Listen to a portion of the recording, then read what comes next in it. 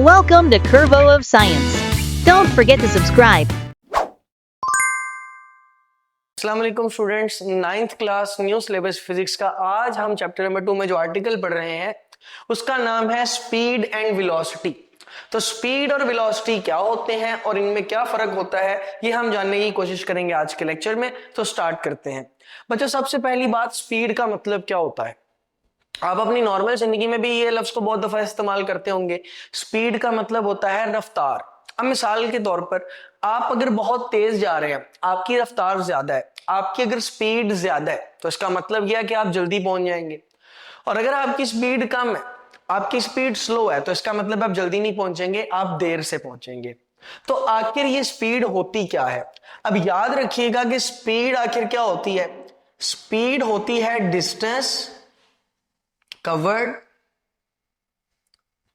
Per unit time, यानी per unit time में आपकी बॉडी जितना डिस्टेंस कवर करती है उसको हम बोलते हैं स्पीड। देखो बेटा, स्पीड जब भी हम कभी बताते हैं, हम बेसिकली नॉर्मल जिंदगी में भी जब स्पीड की बात करते हैं तो हम ना जानते हुए ये बता रहे होते हैं कि हमने कितना डिस्टेंस कवर किया और कितने टाइम में कवर किया। तो distance covered per unit time, यानी कितने वक्त में हमने कितना डिस्टेंस कवर किया, ये हम बता रहे होते हैं स्पीड बताते वक्त। मिसाल के तौर पर अगर आप कराची से लाहौर जा रहे थे और आपने जो आपकी जो स्पीड थी वो बहुत तेज थी, तो मुझे बताओ कि कराची से लाहौर जल्दी पहुंच जाओगे ना? ठीक है। अगर आप कराची से लाहौर जा रहे थे लेकिन अब आपकी स्पीड स्लो थी तो आप देर से पहुंचोगे। इसका मतलब है जब स्पीड फास्ट होती है तो डिस्टेंस जल्दी कवर हो जाता है, यानी डिस्टेंस कम टाइम में कवर हो जाता है। और जब स्पीड स्लो होती है, कम होती है, तो आपका वही डिस्टेंस ज्यादा टाइम में कवर होता है। यानी बेसिकली जब कभी भी हम स्पीड की बात करते हैं, किसी को स्पीड के बारे में बताते हैं, तो हम बेसिकली क्या बता रहे होते हैं? हम ये बता रहे होते हैं कि कितना डिस्टेंस कवर हुआ कितने टाइम में। तो इसलिए हम स्पीड को कहते हैं distance covered per unit time, कितने टाइम में कितना डिस्टेंस कवर हुआ। क्लियर होगी बात? तो दिस इज अ डेफिनेशन। अब इसके बाद आगे याद रखिएगा कि हम स्पीड का फार्मूला डिस्कस करेंगे कि what is the formula of speed, यानी अगर हमने स्पीड निकालनी है तो उसका फार्मूला क्या यूज किया जाए। बेटा यहां गौर कीजिएगा सॉरी। तो हमारे पास जो स्पीड होती है वो क्या होती है? तो याद रखिएगा, मैंने भी बताया कि स्पीड होती है डिस्टेंस कितना कवर किया आपने और कितने टाइम में कवर किया। तो स्पीड का फार्मूला आ गया डिस्टेंस ओवर टाइम। तो ये फार्मूला याद रखिएगा, स्पीड का फार्मूला होता है डिस्टेंस ओवर टाइम, कितना डिस्टेंस कवर किया है और कितने टाइम में कवर किया है, ये बात याद रखनी है। अब अगर मैं इसको सिंबल्स में लिखूं तो स्पीड का बच्चों सिंबल होता है v, ये बात अब आपने याद रखनी है, भूलनी नहीं है। स्पीड को किससे रिप्रेजेंट करते हैं? v से। डिस्टेंस को हम रिप्रेजेंट करते हैं s से और टाइम को हम रिप्रेजेंट करते हैं t से। तो देखो स्पीड का फार्मूला क्या बन गया? Distance over time. बस आपने स्पीड का ये फार्मूला याद रखना है, न्यूमेरिकल्स में ये आपके काम आएगा। तो बेटा स्पीड क्या होती है? कितना डिस्टेंस कवर हुआ है कितने टाइम में, उसको बोलते हैं स्पीड। तो स्पीड होती है डिस्टेंस ओवर टाइम, ये बात याद रखिएगा बच्चों। यहीं से हम इसका यूनिट भी निकालेंगे, बिल्कुल इसी जगह से हम इसका यूनिट निकालेंगे। आपने बस गौर करना है, आपको सारी बातें खुद ही समझ में आ जाएंगी। यहां देखें बच्चों, ये आपके पास क्या है? डिस्टेंस। पिछले लेक्चर में हमने डिस्टेंस पढ़ा और हमने देखा कि डिस्टेंस का SI यूनिट होता है मीटर, और डिस्टेंस की जगह आ जाएगा मीटर। ये क्या है बच्चों? This is time. और हमने पहले चैप्टर में पढ़ा कि टाइम का SI यूनिट होता है सेकंड। तो आप देखें कि हमारे पास स्पीड का यूनिट आ गया, और स्पीड का यूनिट क्या आ गया? Metre over second. बेटा इसको हम कहते हैं मीटर पर सेकंड।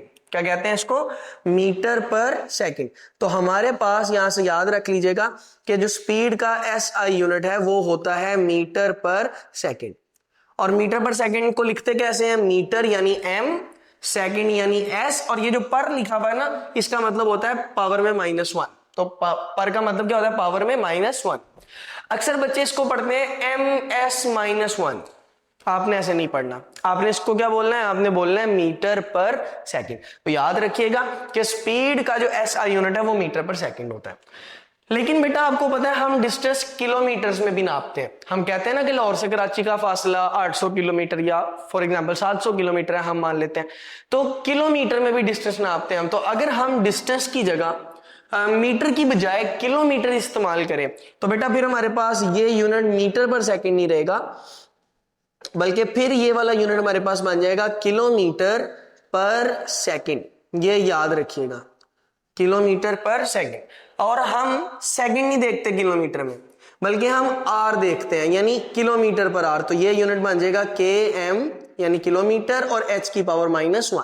तो बच्चों ये बात भी याद रखिएगा, ये भी स्पीड का यूनिट है। तो आपने देखा ना कार में अक्सर ये यूनिट यूज हो रहा होता है कि कितने किलो, जब आप कहते हैं कि कार की स्पीड 100 है, तो बेसिकली आप बता रहे होते हैं कि कार की स्पीड 100 किलोमीटर पर घंटा है, यानी 1 घंटे में कार कितने किलोमीटर चल रही है, 100 किलोमीटर चल रही है। तो ये जो आपके पास स्पीड है, स्पीड क्या होती है, मैं रिपीट कर रहा हूं, कितना डिस्टेंस कवर हुआ है कितने टाइम में, वो स्पीड होती है। स्पीड का फार्मूला क्या होता है, डिस्टेंस ओवर टाइम, जो कि फिर हमें यही बताता है कि कितना डिस्टेंस कवर हुआ है कितने टाइम में। और यूनिट इसका है मीटर पर सेकंड या फिर किलोमीटर पर आर। ये दोनों यूनिट्स आपने इसके वाले से याद रखने हैं। बच्चों आपको पता है क्वांटिटीज हमारे पास अलग अलग तरह की होती हैं, कुछ क्वांटिटी स्केलर होती हैं और कुछ क्वांटिटीज वेक्टर होती हैं। बेटा स्केलर क्वांटिटीज वो होती हैं जिनको डायरेक्शन की जरूरत होती है, स्केलर क्वांटिटी वो होती हैं जिनको डायरेक्शन की जरूरत नहीं होती, और वेक्टर क्वांटिटीज वो होती हैं जिनको डायरेक्शन की जरूरत होती है।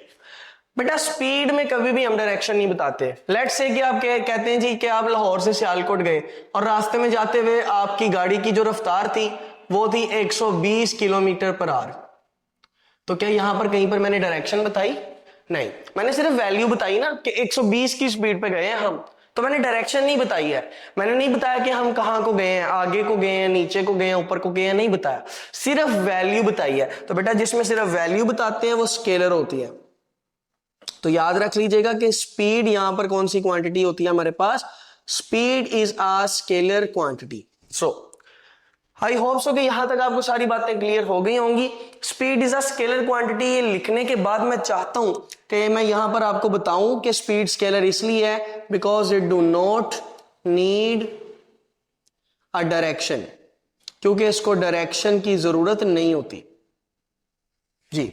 तो बच्चों याद रखिएगा कि आपके पास स्पीड एक स्केलर क्वांटिटी है, इसको समझने के लिए या इसको बताने के लिए हमें डायरेक्शन की जरूरत नहीं पड़ती। बेटा अगला टॉपिक हमारे पास है वेलोसिटी। तो स्पीड यहां पर कवर हो गई, अभी स्पीड के बारे में कुछ छोटी मोटी बातें रह गई हैं, चले पहले वो कर लेते हैं। बच्चों सबसे पहली बात, हमारे पास जो स्पीड होती है उसमें एक तरह की स्पीड होती है जिसको हम कहते हैं इंस्टेंटेनियस स्पीड। Instantaneous speed.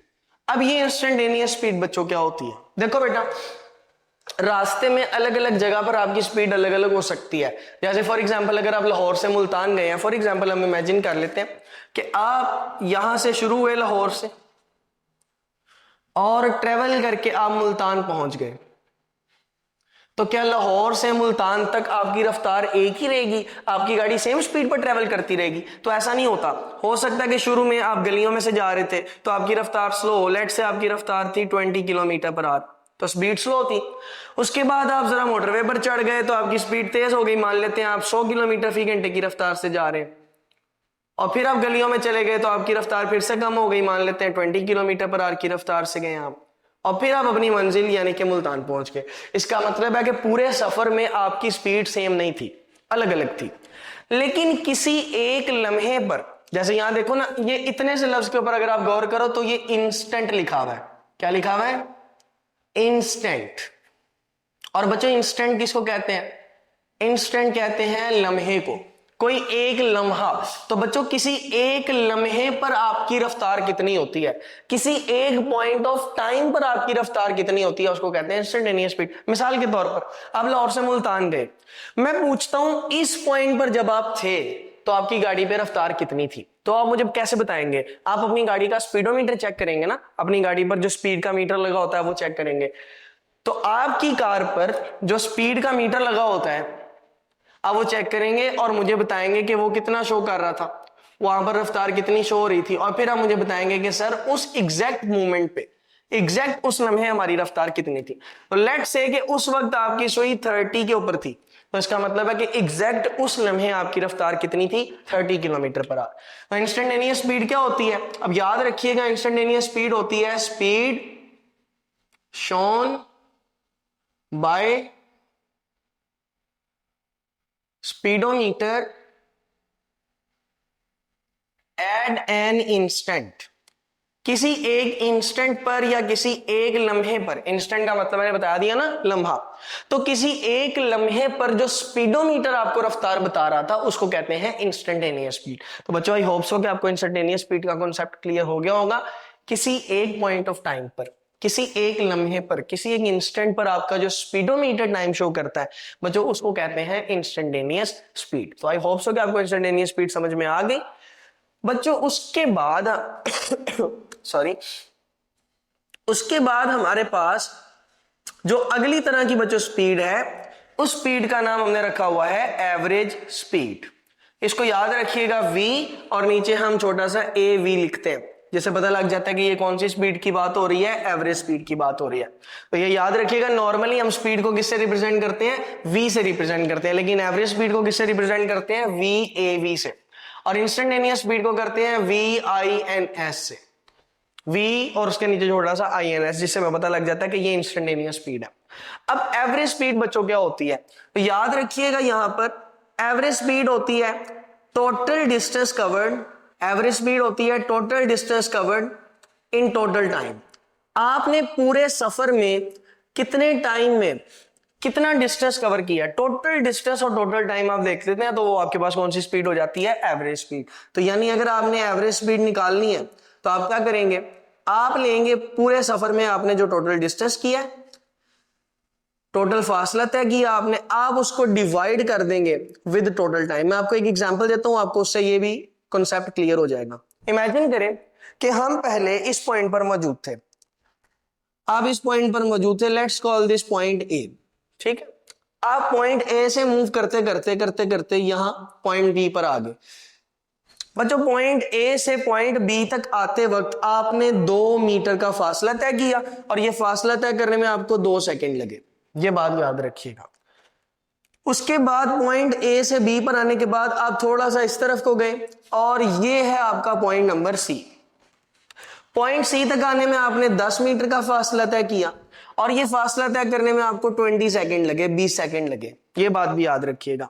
और पॉइंट सी के बाद आप आ गए पॉइंट डी पर, ये आपका पॉइंट डी है, और पॉइंट डी जो है ये आपके पास यहां पर फिर आपने 2 मीटर का फासला तय किया, और इसमें आपको बस 1 सेकंड लगा।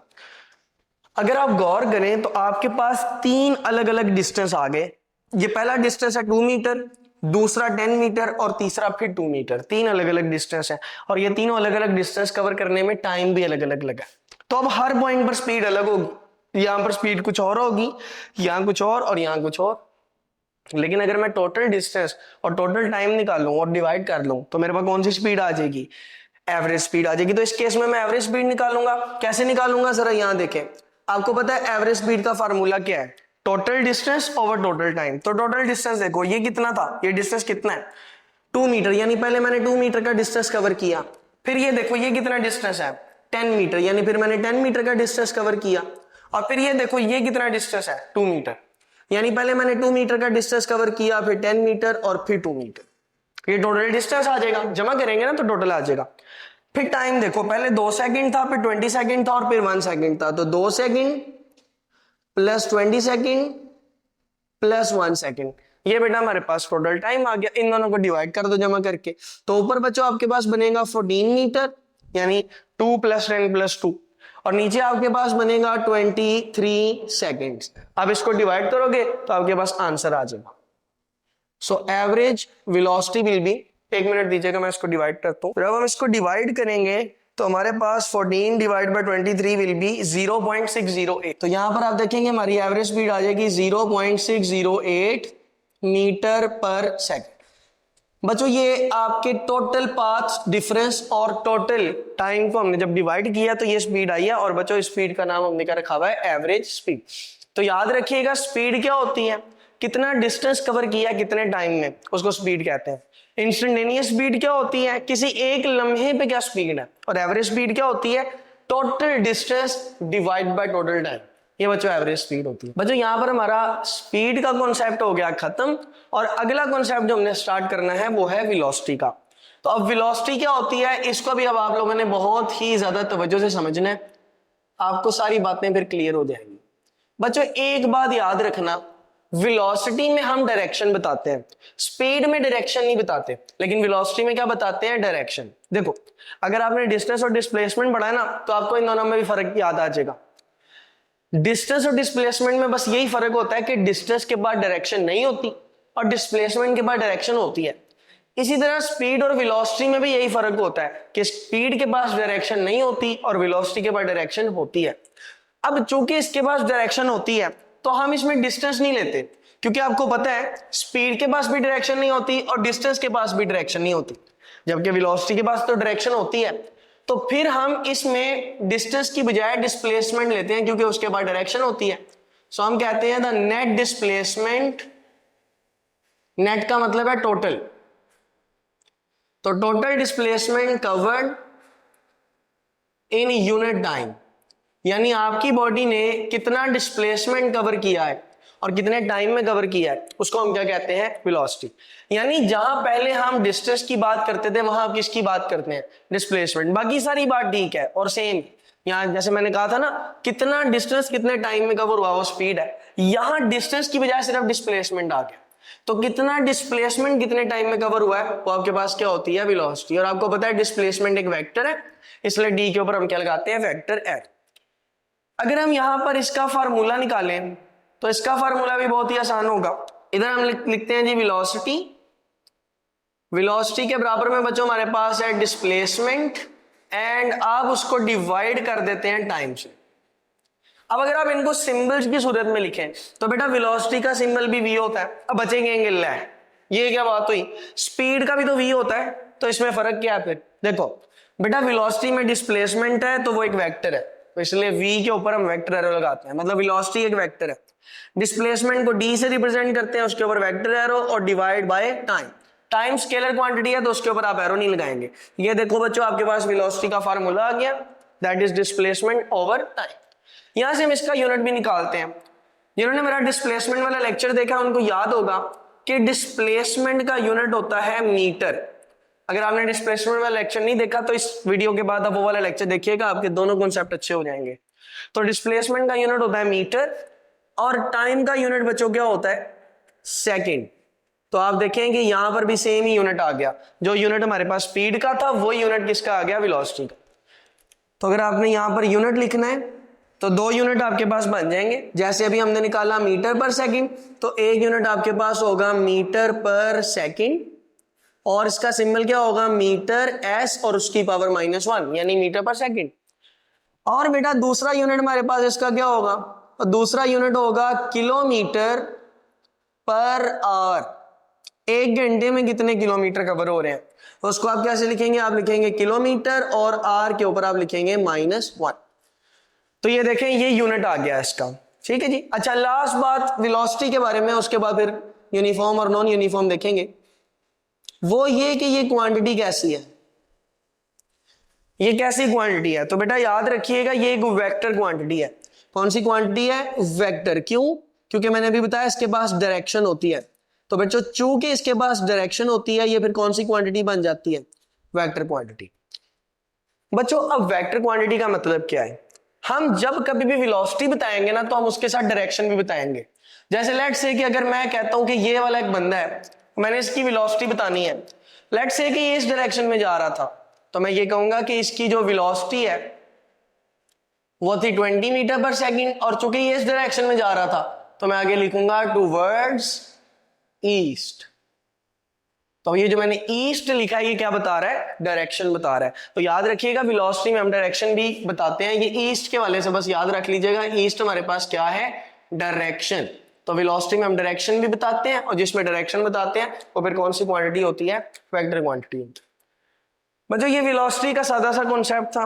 अब वेलोसिटी दो तरह की हो सकती है, यूनिफॉर्म वेलोसिटी और नॉन यूनिफॉर्म वेलोसिटी। उसका कॉन्सेप्ट आपने बहुत तवज्जो से समझना है, आसान तरीके से बताऊंगा, बस आपने बहुत ध्यान से उसको समझना है आपने। बच्चों सबसे पहली बात, यूनिफॉर्म वेलोसिटी क्या होती है। अच्छा एक बात याद रख लीजिएगा कि हम लोग यूनिफॉर्म वेलोसिटी को ही कांस्टेंट वेलोसिटी कहते हैं। Uniform velocity is known as constant velocity, ये बात याद रखिएगा। हम लोग यूनिफॉर्म वेलोसिटी को ही क्या कहते हैं, कांस्टेंट वेलोसिटी। अच्छा, वो होती क्या है? पहली बात बच्चों याद रखिएगा, यूनिफॉर्म वेलोसिटी किसी भी बॉडी की तब होती है जब स्पीड चेंज ना हो, बॉडी की स्पीड जो है वही रहे, चेंज ना हो। दूसरी बात, ना तो बॉडी की डायरेक्शन चेंज हो, अगर स्पीड भी नहीं बदल रही और डायरेक्शन भी नहीं बदल रही, speed does not change and direction does not change, अगर ये दोनों बातें हो जाएं तो बॉडी की वेलोसिटी होती है यूनिफॉर्म। यूनिफॉर्म का मतलब क्या होता है? यूनिफॉर्म का मतलब होता है सेम, जो बदले ना, जो चेंज ना हो, और कांस्टेंट का मतलब भी यही होता है। तो याद रखिएगा, यूनिफॉर्म वेलोसिटी एक ऐसी वेलोसिटी होती है जो बदलती नहीं है, जो चेंज नहीं होती। तो क्या क्या चेंज नहीं होता यूनिफॉर्म वेलोसिटी में? दो चीजें नहीं बदलती। पहली बात, यूनिफॉर्म वेलोसिटी में बॉडी की स्पीड नहीं बदलती, और दूसरी बात, यूनिफॉर्म वेलोसिटी में बॉडी की डायरेक्शन नहीं बदलती। ये दोनों बातें अब आपने याद रखनी है। तो बच्चों, अभी हम बात कर रहे थे कि यूनिफॉर्म वेलोसिटी क्या होती है। जब बॉडी की वेलोसिटी चेंज नहीं होती, बदलती नहीं है, सेम रहती है, तो हम कहते हैं कि बॉडी की वेलोसिटी यूनिफॉर्म है। बेटा, यूनिफॉर्म वेलोसिटी को हम कांस्टेंट वेलोसिटी भी कहते हैं। यूनिफॉर्म वेलोसिटी और कांस्टेंट वेलोसिटी दोनों एक ही चीज के दो नाम है, यानी दोनों का मतलब सेम है। अब याद रखिएगा कि स्पीड अगर चेंज ना हो और डायरेक्शन भी अगर चेंज ना हो तो हम कहेंगे कि हमारी वेलोसिटी यूनिफॉर्म या कांस्टेंट है। यानी कि कांस्टेंट वेलोसिटी या यूनिफॉर्म वेलोसिटी कब होती है? जब ना तो बॉडी की स्पीड बदले और ना ही बॉडी की डायरेक्शन बदले। इसको समझने के लिए हम इमेजिन करते हैं कि यहां पर हमारे पास एक शख्स है जो आगे की डायरेक्शन में मूव कर रहा है।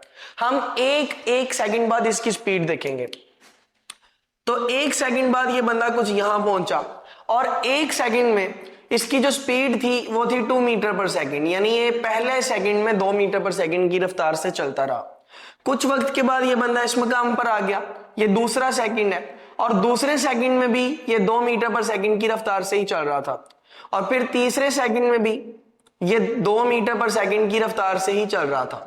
अगर आप इसकी पूरी जो जर्नी है उसको देखें तो ये हर सेकंड में एक जैसी स्पीड रखता है, यानी पहले सेकंड में भी 2 मीटर पर सेकंड, दूसरे सेकंड में भी 2 मीटर पर सेकंड, और तीसरे सेकंड में भी 2 मीटर पर सेकंड। जब एक सेकंड गुजरता है इसकी स्पीड सेम रहती है। इसका मतलब है कि इसकी स्पीड चेंज नहीं होती। दूसरी बात, क्या इसकी डायरेक्शन बदल रही है? नहीं, ये सीधा आगे जा रहा है, इसकी डायरेक्शन नहीं बदल रही। इसका मतलब है कि ये जो मैंने डायग्राम आपके सामने बनाई है, ये डायग्राम यूनिफॉर्म वेलोसिटी को रिप्रेजेंट करती है। ठीक है जी, क्योंकि यहां पर बॉडी की ना तो स्पीड बदल रही है और ना ही बॉडी की डायरेक्शन बदल रही है। बेटा, दूसरी तरह की जो हमारे पास वेलोसिटी होती है, एक होती है यूनिफॉर्म, और बच्चों दूसरी तरह की जो हमारे पास वेलोसिटी होती है उसको हम कहते हैं नॉन यूनिफॉर्म वेलोसिटी। अब ये नॉन यूनिफॉर्म वेलोसिटी क्या है? देखो बेटा, यूनिफॉर्म का मतलब है वेलोसिटी चेंज नहीं होगी, सेम रहेगी, और नॉन यूनिफॉर्म का मतलब है वेलोसिटी चेंज होगी, सेम नहीं रहेगी। बेटा, नॉन यूनिफॉर्म वेलोसिटी को हम वेरिएबल वेलोसिटी भी कहते हैं। तो याद रखिएगा, non uniform velocity is also known as variable velocity. तो नॉन यूनिफॉर्म वेलोसिटी को ही हम वेरिएबल वेलोसिटी भी कहते हैं। अब हमारे पास ये बात अब आपने याद रखनी है कि अगर मैं नॉन यूनिफॉर्म वेलोसिटी की बात करूं, जिसमें मैंने आपको क्या बताया कि वेलोसिटी चेंज हो जाएगी, सेम नहीं रहेगी, तो बेटा नॉन यूनिफॉर्म वेलोसिटी 3 केसेस में हो सकती है। या तो बॉडी की स्पीड बदल जाए, अगर बॉडी की स्पीड चेंज हो जाएगी तो मैं कहूंगा बॉडी की वेलोसिटी कांस्टेंट नहीं है, यूनिफॉर्म नहीं है, बल्कि क्या है, नॉन यूनिफॉर्म। दूसरा ये हो सकता है कि स्पीड सेम रहे, स्पीड ना बदले, लेकिन डायरेक्शन बदल जाए, डायरेक्शन चेंज हो जाए। अगर स्पीड सेम है लेकिन डायरेक्शन बदल गई है तो तब भी वो वेलोसिटी क्या होगी, नॉन यूनिफॉर्म वेलोसिटी होगी। और तीसरी बात ये है कि अगर स्पीड और डायरेक्शन दोनों बदल जाएं इकट्ठे तो तब भी वो नॉन यूनिफॉर्म वेलोसिटी होगी। इसका मतलब है कि speed and direction both change, अगर ये दोनों चीजें चेंज हो जाएं, अगर स्पीड और डायरेक्शन दोनों चेंज हो जाएंगी तो मैं ये कहूंगा कि ये कौन सी वेलोसिटी है, ये फिर नॉन यूनिफॉर्म वेलोसिटी है। इसकी एग्जांपल देखिएगा, अब मैं एक दफा रिपीट कर रहा हूं। यूनिफॉर्म वेलोसिटी का मतलब है वेलोसिटी चेंज नहीं होगी, सेम रहेगी, इसको कहते हैं कांस्टेंट वेलोसिटी। और नॉन यूनिफॉर्म वेलोसिटी का मतलब है वेलोसिटी चेंज होगी। अब जब यूनिफॉर्म वेलोसिटी है यानी वेलोसिटी चेंज नहीं होगी तो स्पीड भी नहीं बदलेगी, डायरेक्शन भी नहीं बदलेगी, तो फिर वेलोसिटी यूनिफॉर्म होगी। लेकिन अगर स्पीड बदल जाए या डायरेक्शन बदल जाए या दोनों बदल जाए तो फिर आपकी वेलोसिटी चेंज हो जाएगी, आप उसको क्या बोलेंगे, वेरिएबल वेलोसिटी। एग्जाम्पल के तौर पर या आपके पास वही बंदा है, वही शख्स है, अब ये फिर आगे की डायरेक्शन में जा रहा है, तो बच्चों पहले सेकंड में तो इसकी रफ्तार थी 2 मीटर पर सेकंड, लेकिन एक सेकंड जब गुजरा तो अगले सेकंड में इसकी रफ्तार चेंज हो गई, इसकी स्पीड बदल गई, इसकी स्पीड बढ़ गई, इसकी स्पीड अगले दूसरे सेकंड में इसकी स्पीड हो गई 4 मीटर पर सेकंड। और उसके बाद अगर आप आगे देखें तो तीसरे सेकंड में इसकी रफ्तार फिर बदल गई और इसकी रफ्तार बदलकर हो गई 6 मीटर पर सेकंड। तो अगर आप गौर करें तो यहां पर इसकी स्पीड लगातार क्या हो रही है, चेंज हो रही है, पहले 2 थी, फिर 4 हो गई और फिर कितनी हो गई, 6। इसका मतलब है यहां पहली बात फॉलो हो रही है, स्पीड क्या हो रही है, चेंज। चूंकि स्पीड चेंज हो रही है तो ये कौन सी वेलोसिटी है फिर, नॉन यूनिफॉर्म वेलोसिटी या फिर वेरिएबल वेलोसिटी। ऐसा भी पॉसिबल है कि इसकी स्पीड सेम रहे लेकिन डायरेक्शन बदल जाए।